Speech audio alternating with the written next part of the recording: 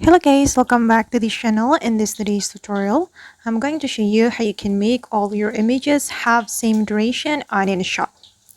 Okay, let's get into it guys. Here I have opened my InShot application, and first of all, I'm going to create a new project on InShot.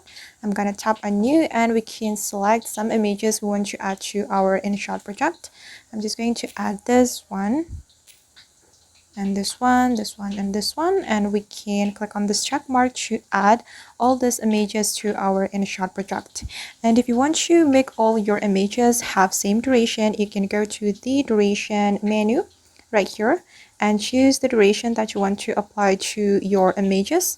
I'm going to select 3 seconds, for example.